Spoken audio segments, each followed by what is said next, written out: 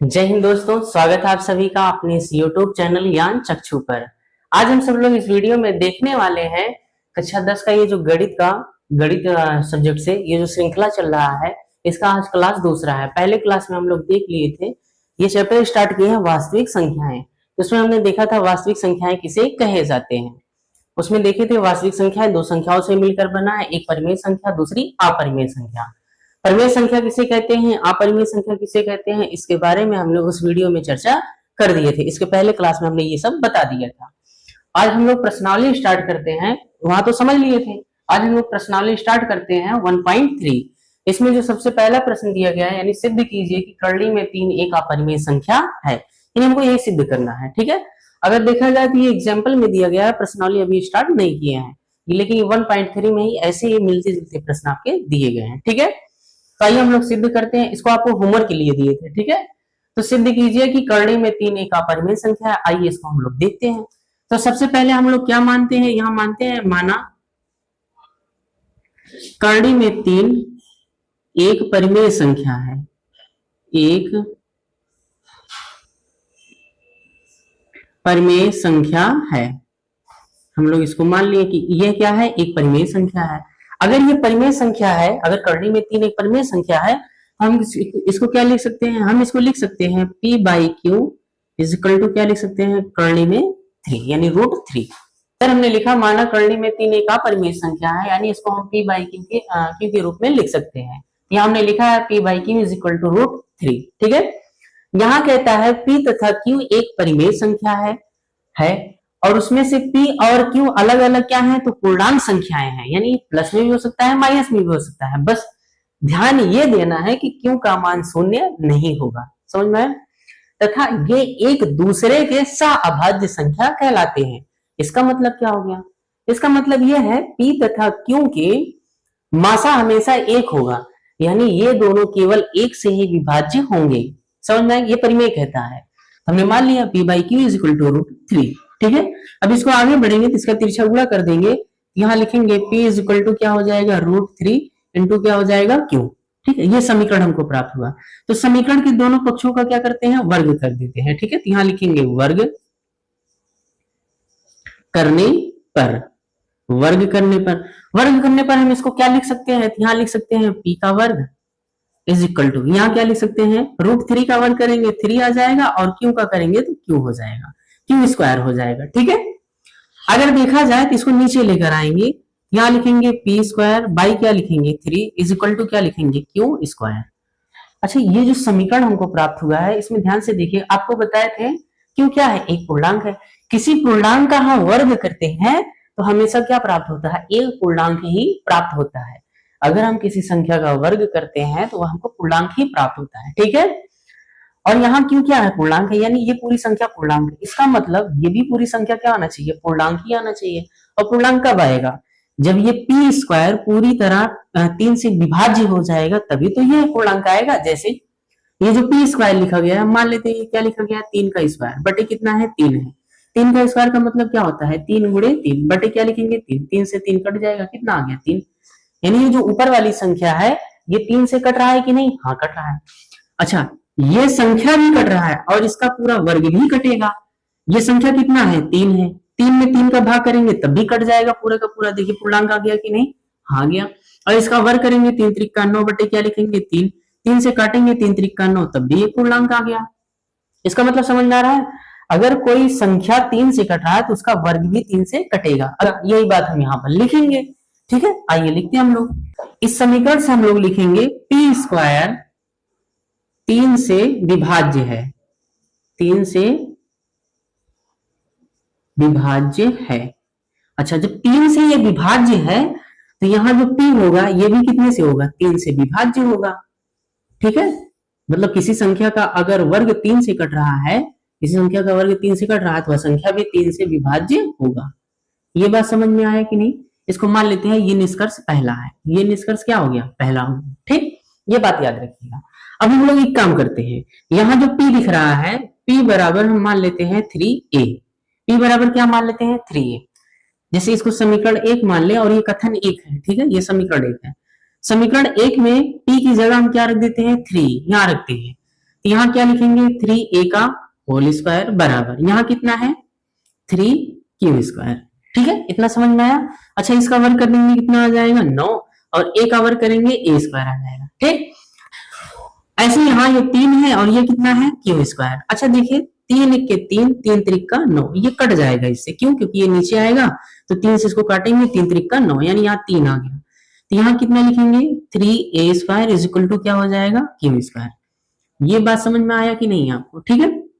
अच्छा, यहाँ एक चीज और लिख सकते हैं, जैसे a स्क्वायर बराबर इस 3 को नीचे ले जाते हैं तो क्या लिखेंगे q स्क्वायर बटे क्या लिखेंगे 3। ऐसे एक चीज ध्यान से देखिएगा, p क्या है पूर्णांक है, यानी 3a भी क्या होगा पूर्णांक होगा।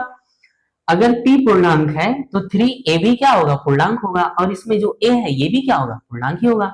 ये पूर्णांक होगा तभी तो 3 से भाग गुणा करेंगे तो हमको पूर्णांक ही प्राप्त होगा। समझ में आया कि नहीं? यानी a स्क्वायर एक पूर्णांक संख्या है, इसका मतलब है कि ये भी एक पूर्णांक होगा। अब इसका निष्कर्ष जैसे यहाँ हमने निकाला वैसे ही निष्कर्ष यहाँ भी निकाल सकते हैं। अगर q स्क्वायर 3 से विभाज्य हो रहा है तो q भी 3 से विभाज्य होगा। ठीक है, तो यही चीज यहाँ लिखेंगे q स्क्वायर 3 से विभाज्य है। कितने से विभाज्य है? तो 3 से विभाज्य है। जब ये 3 से विभाज्य है तो यानी q भी 3 से विभाज्य होगा, 3 से विभाज्य होगा। ये बात समझ में आया कि नहीं? यानी ये 3 से भी विभाज्य होगा। ठीक है, इसको मान लेते हैं कथन नंबर 2। यहाँ कितनी कथन हमको प्राप्त हुए? 2। एक ये प्राप्त हुआ p स्क्वायर 3 से विभाज्य हो रहा है, यानी p भी 3 से विभाज्य होगा। यहाँ q स्क्वायर 3 से विभाज्य हो रहा है, यानी q भी 3 से विभाज्य होगा। अच्छा, परिमेय क्या कहता है? p बाई q ऐसी संख्या होती है जो केवल 1 से विभाज्य होती है, यानी इनका मासा केवल 1 होता है। लेकिन यहाँ पर देखने से, इन दोनों निष्कर्ष को देखने पर हमको क्या प्राप्त हो रहा है? p भी 3 से कट रहा है और q भी 3 से कट रहा है। यानी हमने ये जो माना है इसका मानक यही है कि ये हमने गलत माना है, तभी तो ऐसा आ रहा है कि p भी 3 से विभाज्य होगा, q भी 3 से। अगर p भी 3 से विभाज्य हो रहा है, q भी, तब तो ये परिमेय होगा ही नहीं। यही तो कहता है परिमेय, p और q एक पूर्णांक होने चाहिए और p तथा q एक दूसरे के सह अभाज्य संख्या कहलाने चाहिए, इनका मासा 1 आना चाहिए। अगर p 3 से विभाज्य हो रहा है, q भी 3 से विभाज्य हो रहा है, इसका मासा कितना आ जाएगा? 3 आ जाएगा। ठीक है, तो उपर्युक्त इन दोनों कथनों से अगर देखा जाए तो जो हमने मानक माना है ये क्या हो रहा है? उसका विरोध कर रहा है। तो यहाँ हम लोग लिखेंगे, क्या लिखेंगे उपर्युक्त कथनों के अनुसार, उपर्युक्त कथनों के अनुसार p तथा q के उभयनिष्ठ गुणनखंड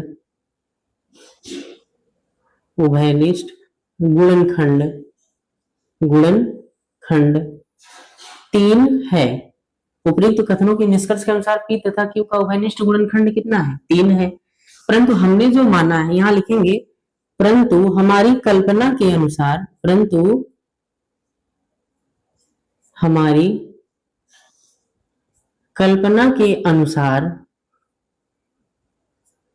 p तथा q का उभयनिष्ठ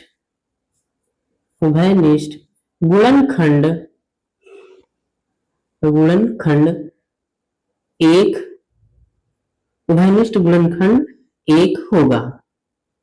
तो ये एक दूसरे का क्या कर रहे हैं? विरोधाभास कर रहे हैं कि नहीं? हमारी जो कल्पना है और ये इसके जो निष्कर्ष आए हैं एक दूसरे के क्या कर रहे हैं? विरोध कर रहे हैं। ठीक है, यहाँ लिखेंगे यह विरोधाभास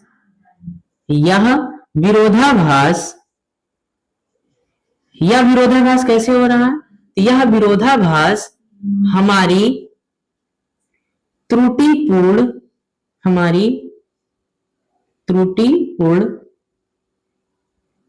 कल्पना की वजह से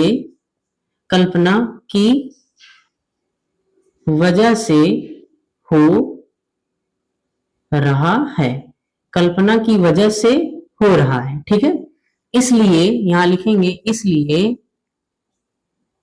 इसलिए करड़ी में 3 एक अपरिमेय संख्या होगा।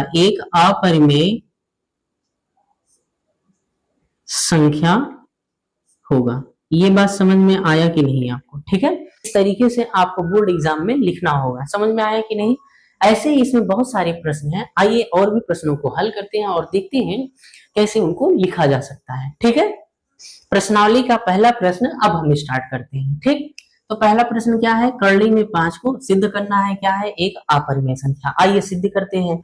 जैसा अभी इसके पहले वाला प्रश्न किए थे सेम टू सेम वैसा ही ये भी प्रश्न है। ठीक है, बस लिखना है, फॉर्मेलिटी अदा करना है। ध्यान से देखिए बोर्ड एग्जाम में कैसे आपको लिखना है। ठीक है, आइए देखते हैं। यहां लिखेंगे माना ये कर्ली में 5 क्या है तो अपरिमेय संख्या है। हमने माना ये क्या है, परिमेय संख्या है। कर्ली में 5 परिमेय संख्या है। हमने मान लिया कि कर्ली में 5 क्या है, एक परिमेय संख्या है। ठीक है, अगर ये परिमेय संख्या हमने मान लिया तो इसको हम p by q is equal to क्या लिख सकते हैं, √5 लिख सकते हैं। ठीक है, ये लिख सकते हैं कि नहीं, हाँ लिख सकते हैं। अगर हमने कर्ली में 5 को एक परिमेय संख्या मान लिया है तो उसको p by q is equal to 5 लिख सकते हैं। हमने लिख दिया। ठीक है, कर्ली के अंदर 5 लिख दिया। ठीक, अब p क्यू क्या है, एक पूर्णांक संख्या है। ये भी पूर्णांक होता है, ये भी पूर्णांक होता है, और इनका मासा हमेशा कितना होता है, 1। यानी इन दोनों का जो उभयनिष्ठ गुणनखंड होगा केवल 1 होगा। अगर 1 होगा तभी ये परिमेय होंगे, अन्यथा नहीं होंगे। आइए आगे बढ़ते हैं। हम लोग क्या लिखेंगे, इसका तिरछा यहाँ गुणा कर देंगे। तो p का तिरछा गुणा करेंगे तो p इज इक्वल टू, यानी q का तिरछा गुणा कर देंगे तो p is equal to √5 into क्या आ जाएगा, q। यहाँ क्या करेंगे, वर्ग करने पर वर्ग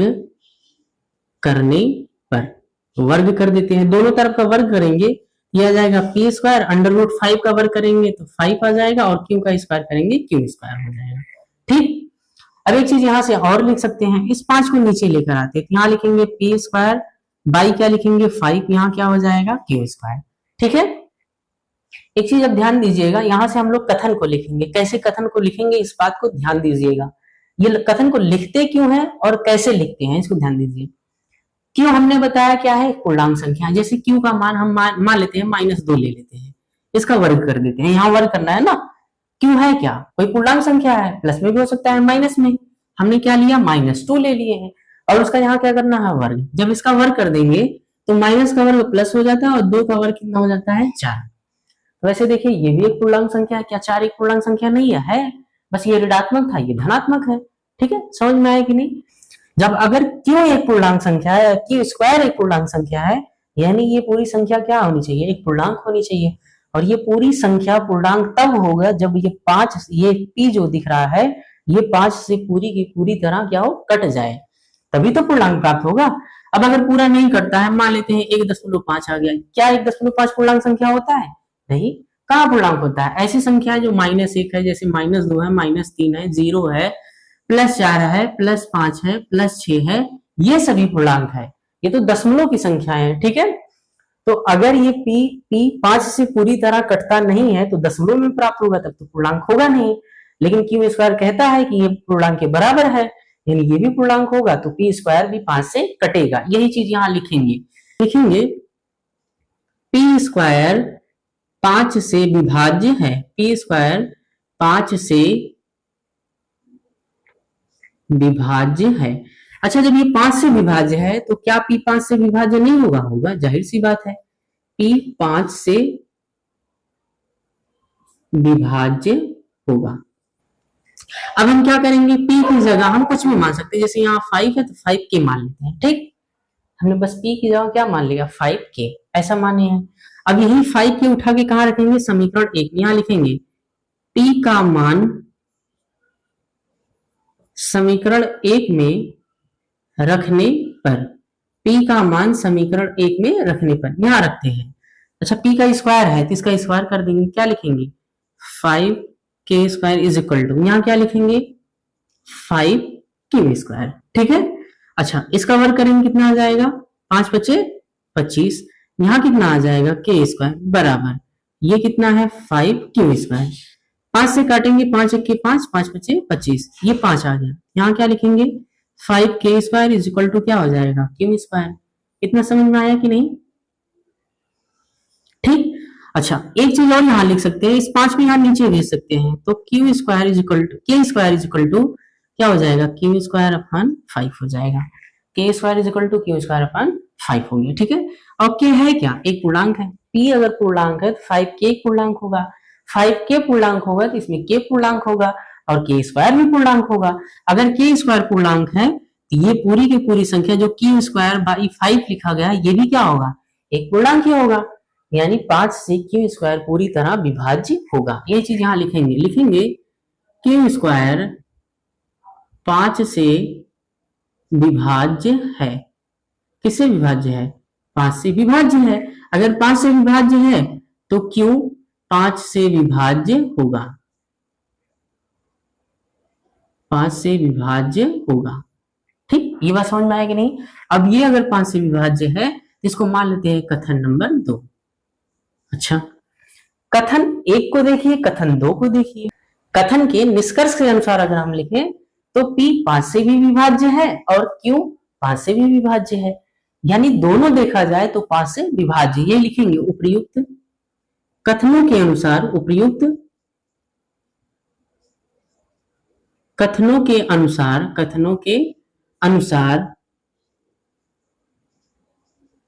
अनुसार P तथा Q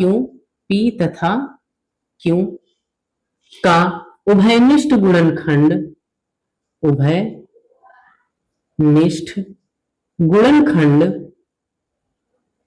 उपर्युक्त कथनों के अनुसार उभयनिष्ठ गुणनखंड कितना है, 5 है।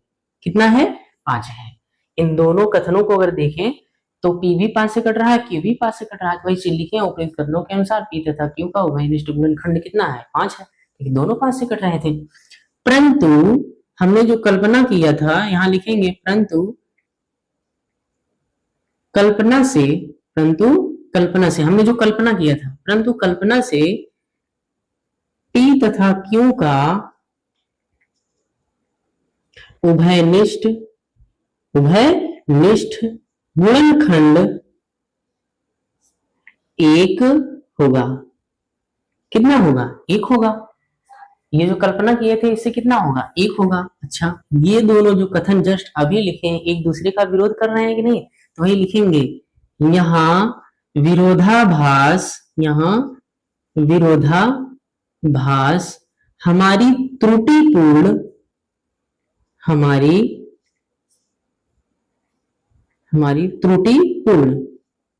यहाँ लिखेंगे हमारी त्रुटिपूर्ण कल्पना की वजह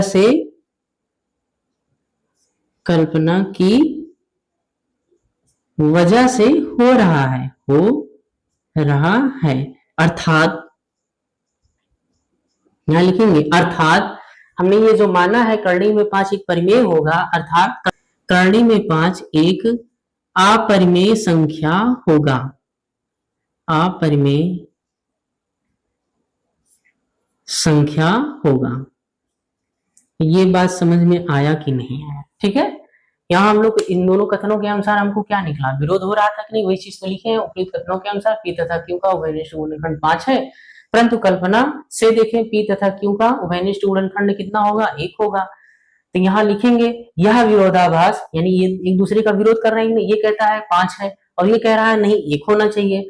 यहाँ विरोधाभास हो रहा है कि नहीं, ये विरोधाभास क्यों हुआ, क्योंकि ये जो हमने माना है ये हमारी जो कल्पना थी ये क्या थी, गलत थी। वही लिखे हैं यह विरोधाभास हमारी त्रुटिपूर्ण कल्पना की वजह से हो रही है, अर्थात करणी में 5 क्या होगा, करणी में 5 एक अपरिमेय संख्या होगा। बस ये इनको लिखना था, करणी में 5 एक अपरिमेय संख्या होगा, ठीक है। आइए हम लोग प्रश्नावली 1.3 का ये जो दूसरा प्रश्न है सिद्ध कीजिए कि 3 + 2 √5 एक अपरिमेय संख्या होगा। आइए उसको हम लोग सिद्ध करते हैं और देखते हैं कैसे इसको लिखना है। सिद्ध करना तो हम लोग सीख ही लिए हैं, ठीक है, बस इसको लिखना कैसे है आइए इसको हम लोग देख लेते हैं, ठीक। तो क्या यहाँ सबसे पहले हम लोग लिखेंगे माना 3 + 2 √5 एक क्या है, परिमेय संख्या है, एक परिमेय संख्या है। यहाँ हमने सबसे पहले क्या मान लिया, ये परिमेय संख्या है, ठीक है, एक परिमेय संख्या है। जब ये परिमेय संख्या है तो इसको हम लोग क्या लिख सकते हैं, P/Q = 3 + 2 √5। ये लिख सकते हैं कि नहीं, हाँ लिख सकते हैं। अगर ये परिमेय संख्या है तो इसको ऐसा लिख सकते हैं, ठीक है। और ये दोनों क्या है, एक पूर्णांक संख्या है और एक दूसरे के क्या कहलाते हैं, सह अभाज्य संख्या। इसका मतलब होता है कि इनका मासा हमेशा कितना होगा, एक ही होगा, ठीक है। चलिए इसको हम इधर करते हैं। अगर इसको इधर करेंगे तो p by q minus 3 is equal to कितना आ जाएगा, 2√5 आ जाएगा। इस 2 को भी इधर लेकर आते हैं, तो इसको लिखेंगे p बाई क्यू माइनस 3, ये ब्रैकेट के अंदर, और ये इधर आके 1/2 हो जाएगा, और इज इक्वल टू यहाँ क्या हो जाएगा, √5 हो जाएगा। ठीक है। अच्छा, ये पूर्णांक है, पूर्णांक में से पूर्णांक घटाया जा रहा है और पूर्णांक से भाग किया जा रहा है। इसका मतलब ये पूरी संख्या क्या होगा, एक पूर्णांक ही तो होगा, बस इसमें कुछ नहीं करना है। यहाँ अच्छा, जब करड़ी में 3 हो गया, करड़ी में 2 हो गया, करड़ी में 5 हो गया, जब इसको सिद्ध करते हैं तब हमको थोड़ा टफ लगता है। ठीक है। ये प्रश्न देने का मतलब ये है कि हम पहले से जानते हैं ये जो करड़ी में 5 है ये एक अपरिमेय संख्या है। समझ में आएगी नहीं? ये प्रश्न ऐसा दिया है, इसीलिए देता है कि हमको पहले से पता है कि ये करड़ी में 5 क्या है, एक अपरिमेय संख्या है, तो हम इसको इसके ऐसे तरीके में लिख सकते हैं। अगर यही सिद्ध करने के लिए देगा तो पिछला प्रश्न कैसे हल करना है इसको बता दिए हैं। अगर ये किसी संख्या के बीच में आकर ऐसा पूछा जाता है कि सिद्ध कीजिए कि ये अपरिमेय है, तब तो ये हमको पहले से पता है ना, तभी तो हम सिद्ध करेंगे। ठीक है। नहीं तो इसको अलग से नहीं देता सिद्ध करने के लिए, देता। अगर ये इसी में दिया है तो हम लिखेंगे कि ये हमको पहले से पता है। इसका मतलब ये एक पूर्णांक संख्या है और ये क्या है, एक अपरिमेय संख्या है। लिखेंगे ये जो समीकरण 1 है, समीकरण 1 से मान लेते हैं हमको निष्कर्ष निकलता है ये पूरी संख्या एक पूर्णांक है और ये पूरी संख्या क्या है, एक अपरिमेय है। अगर ये पूर्णांक है तो परिमेय होगा और ये पूर्णांक नहीं है तो अपरिमेय होगा। तो परिमेय और अपरिमेय एक दूसरे के बराबर कैसे हो सकते हैं, कभी नहीं हो सकते। जब कभी एक दूसरे के बराबर हो ही नहीं सकते तो यानी ये जो हमने माना है, यह मानक हमारी कल्पना क्या है, गलत है। तभी तो ऐसा आ रहा है कि इधर परिमेय इधर अपरिमेय, ये बराबर आ रहा है, ऐसा हो नहीं सकता। लिखेंगे पी क्यू पूर्णांक है, पूर्णांक संख्या है। यहां लिखेंगे पी क्यू पूर्णांक संख्या है, इसलिए जब यहाँ P और Q एक पूर्णांक ही होगा तो ये जो पूरी संख्या हमको मिल रही है ये पूरी संख्या होगी क्या, परिमेय होगी। यहाँ लिख देंगे, इसलिए ये जो पूरी संख्या लिखी गई यहाँ लिखेंगे P बाई क्यू माइनस 3 और बाहर क्या है 1/2, एक परिमेय संख्या होगा, एक परिमेय संख्या होगा, एक परिमेय संख्या होगा। हम जानते हैं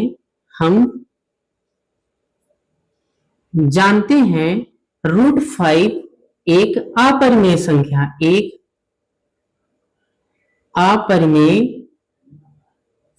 संख्या है। ये एक अपरिमेय संख्या है। अच्छा, जब ये अपरिमेय संख्या और ये परिमेय संख्या है ये एक दूसरे के बराबर हो सकते हैं, कभी नहीं हो सकते हैं। जब कभी नहीं हो सकते हैं तो यहाँ हम लोग लिखेंगे इसके नीचे यह विरोधाभास, और यहाँ बराबर आ रहा है तो वही लिखेंगे यह विरोधाभास, यह विरोधाभास हमारी त्रुटिपूर्ण